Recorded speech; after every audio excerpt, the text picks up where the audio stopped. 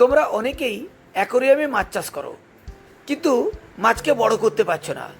মাছগুলো মারা যাচ্ছে, মাছের বিভিন্ন রোগ হচ্ছে, তোমরা দিশেহারা। চলো আজকে তোমাদেরকে নিয়ে যাচ্ছি একজনের কাছে, যিনি এই অ্যাকোরিয়ামে মাছ চাষের বিষয়ে ভীষণ অভিজ্ঞ। তিনি হলেন শুভেন্দু সিনহা। ওনার কাছ থেকেই জেনে নেব কিভাবে অ্যাকোরিয়ামে মাছ চাষ করতে হয়, আর মাছগুলিকে কি করে যত্ন নিতে হয়, কিভাবে মাছগুলোকে ছোট থেকে বড় করতে হয়।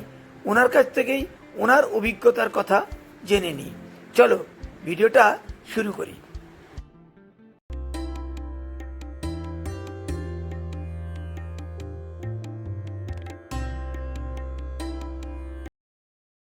এই অ্যাকোরিয়ামে মাছ কি করে রাখা হয় তার উপর একটা ভিডিও তোমাদেরকে আমি আগেই দেখিয়েছিলাম। বাগবাজারে গিয়ে, বাগবাজারে গ্যালেজ স্ট্রিটে অ্যাকোরিয়ামের মাছ সম্পর্কে একটা আমি ভিডিও দিয়েছিলাম। আজকে আমি একজনের বাড়িতে এসেছি, তার বাড়িতে কিভাবে অ্যাকোরিয়ামে মাছ রাখা হয়েছে সেটা তোমাদেরকে দেখাচ্ছি, এবং ওনার সঙ্গে কথাও বলে নেব। তোমরা দেখো এইখানে অ্যাকোরিয়ামে মাছ রাখা আছে।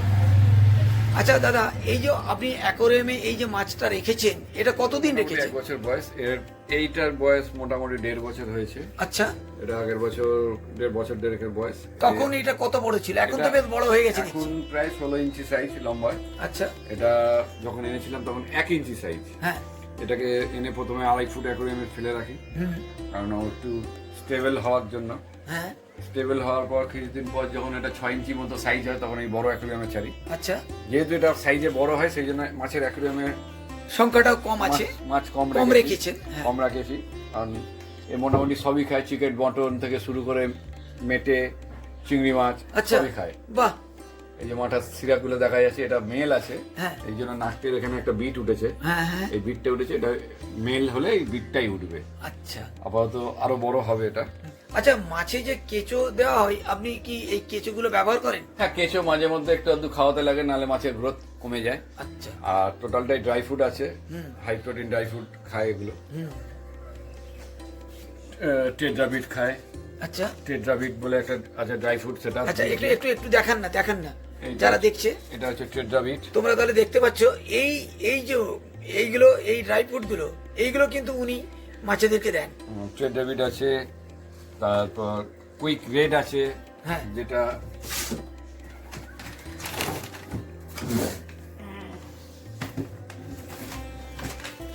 এই অপটিমামের কুইক রেড, হ্যাঁ, এটাও মাছের কালার গ্রোথটা বাড়ায়। আচ্ছা, এগুলোই ম্যাক্সিমামটা খায়। কেঁচো মাঝে মধ্যে একটু আধটু দিই, হ্যাঁ, আর চিংড়ি মাছ মাঝে মধ্যে খাওয়াতে লাগে। আচ্ছা, চিংড়ি মাছ খাওয়ালে গ্রোথটা ভালো হয়। হ্যাঁ। আমি তোমাদেরকে এই ভিডিওটা দেখাচ্ছি বা তোমাদের কাছে এই ভিডিওটা পোস্ট করছি এই জন্য যে যারা অ্যাকোরিয়ামে মাছ রাখতে চাও তারা কিভাবে রাখবে, কিভাবে যত্ন নেবে, সেটা তোমাদেরকে কিন্তু এখান থেকে দেখে নিতে হবে।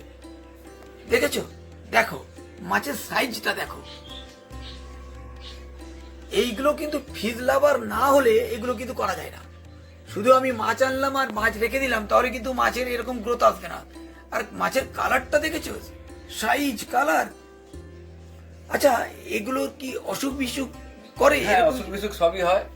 হিটার চলছে এখন, ওয়েদার যেহেতু টেম্পারেচার আপ ডাউন করছে। আচ্ছা, হিটার চলছে হালকা। তার মানে টেম্পারেচার মাপার যন্ত্র আছে হ্যাঁ নিশ্চয়ই? হ্যাঁ, টেম্পারেচার আপ ডাউন করলেই মাছের ফিন রুট হয়। আচ্ছা, মাছ এই যে ফিনটা যেন খুলে রেখেছে, এটা বন্ধ হয়ে যাবে, ক্লোজ হয়ে যাবে। আচ্ছা, আচ্ছা, তখনই বুঝতে হবে যে একটু কিছু একটা ঠান্ডা প্রবলেম লাগছে। হচ্ছে, ঠান্ডা লাগছে। ঠান্ডা লাগছে, মাছের রিচ হয়, গায়ে ফিনের মধ্যে সাদা স্পট করবে, আচ্ছা, এগুলো ওষুধ আছে, দেওয়া যায়।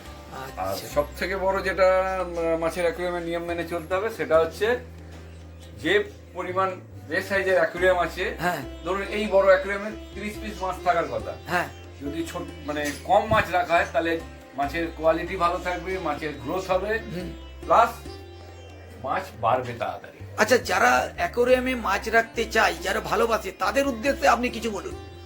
মাছ পুষুক, মাছ পোষা ভালো। এবার এইটা মেনটেন করতে হবে। ম্যাক্সিমাম লোকই করে কি, দোকানে গেল 2টো কিনে নিয়ে এলো, ওই দোকানে গেল 4টে কিনে নিয়ে এলো। তাতে হয় কি, মাছের অ্যাকুরিয়ামে এদের পটিগুলো জমে অ্যামোনিয়া গ্যাস তৈরি হয়। হ্যাঁ। তাতে মাছের ক্ষতি হয়, মাছ মরে যায়। আচ্ছা, খাবারটা নর্মাল মতো দেওয়া উচিত। আর মাছ যত কম থাকবে সাইজ ভালো হবে, গ্রোথ হবে ভালো, হ্যাঁ মাছের পুষ্টিটাও ভালো হয়, অ্যাকুরিয়ামে জল নোংরা কম হয়। হ্যাঁ। আচ্ছা, আপনি তো খুব ব্যস্ত, সকাল থেকেই তো ব্যস্ত থাকেন, তাহলে এইটা দেখাশোনাটা কি করে? দেখাশোনা আমি করি, কিন্তু ওই যেহেতু কোয়ান্টিটি কম মাছের, হ্যাঁ দেখাশোনা একটু কম করতে লাগে। একবার সকালে খাবার দিয়ে গেলাম, এবার পাম্প চলছে, ফিল্টারেশন হচ্ছে। আর জলটা কিভাবে চেঞ্জ করেন একটু বলুন। জল কদিন ছাড়া চেঞ্জ করছেন যেহেতু জলটা? আমার জল অনেকদিন চলে, কারণ যেহেতু মাছ কম আর যেহেতু অ্যাকোয়ারিয়ামটা বড়। 4-2-2 এর অ্যাকোরিয়াম, হ্যাঁ সেহেতু জল ওই সাইফন পাইপ দিয়ে খানিকটা ফেলে দিই, নিচে নোংরাগুলো ফেলে দিই, হ্যাঁ। আর উপর থেকে জল ঢেলে দিই। আচ্ছা। মোটামুটি আমার 6 মাস 8 মাস জল চলে যায়। বাহ, তাহলে তোমরা বুঝতে পারলে, তোমরা শুনতে পেলে যে অ্যাকোয়ারিয়ামে অনেকে বলে যে জল প্রায় সপ্তাহে সপ্তাহে চেঞ্জ করতে হয়, সেটা কিন্তু নয়। এখানে তোমরা মাছটা দেখতে পাচ্ছ যে এত বড় মাছ, এত সুন্দর মাছ, অথচ উনি বলছেন যে 6 মাস জল না চেঞ্জ করেও ওনার চলে যায়। সুতরাং তোমরা যদি বড় অ্যাকোয়ারিয়াম রাখো আর মাছের সংখ্যা যদি কম রাখো, আর ট্রিটমেন্ট আর টেম্পারেচার, জলের টেম্পারেচারটা যদি ঠিক রাখো, তাহলে কিন্তু অ্যাকোয়ারিয়ামে অত বেশি জল চেঞ্জ করতে লাগে না। আর একটা জিনিস আছে, খাবারটা কিন্তু পরিমিত দিতে হবে, খাবারটা মেপে দিতে হবে, কখনো বেশি দেওয়া চলবে না, আবার কমও দেওয়া চলবে না। তোমাকে মাছ সম্পর্কে একটু অভিজ্ঞতা সঞ্চয় করতে হবে। অ্যাকোয়ারিয়ামে মাছ রাখো, ভালো ট্রিটমেন্ট দাও, মাছ তোমার কথা শুনবে। দেখতে পাচ্ছ আঙুল দিয়ে উনি ডাকছেন, আঙুল দিতেই কিন্তু মাছ ওই আঙুলের দেখে দেখো কিভাবে আঙুল দেখে মাছটা মুভ করছে, মানে একেবারে পোষা মাছ হয়ে গেছে। সত্যি বেশ ভালো লাগলো। তো যাই হোক, আমি আর বেশি বলবো না, তোমাদেরকে দেখাচ্ছি। যারা মাছ রাখতে চাও তারা দেখো, এবং তোমরাও এইভাবে সুন্দরভাবে যত্ন করে অ্যাকোয়ারিয়ামে মাছ রাখো, বেশ ভালো লাগবে। তাহলে আমি ভিডিওটা আজকে এখানেই শেষ করছি, আর দীর্ঘায়িত করব না।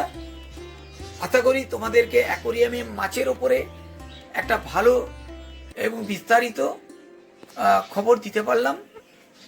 যদি তোমাদের ভিডিওটা ভালো লাগে অবশ্যই লাইক ও শেয়ার করো, আর যারা এখনো চ্যানেলটিকে সাবস্ক্রাইব করনি তারা প্লিজ চ্যানেলটিকে সাবস্ক্রাইব করে এই ধরনের ভিডিও পাওয়ার জন্য আমার সাথে থেকো।